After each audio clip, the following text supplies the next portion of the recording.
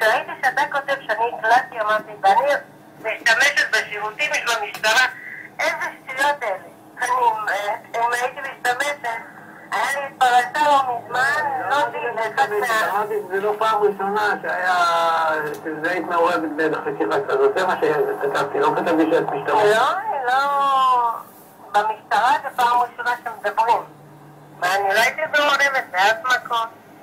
אדרבה, ואם שלום היה, מה פתאום, אתה יודע איך הוא אוהב רבנים, אני אגיד לך משהו שהלכתי ברב אוירבך אליו, צדיק, אתה יודע מי זה הרב אוירבך? היה איזה ראש ישיבה שהערבים סחטו אותו. אתה יודע מה הוא אמר לי? אמר לי, הרבנית, כואב לי הלב על דבר אחד, שהייתי צריך להתחנן לערבים על ראש ישיבה.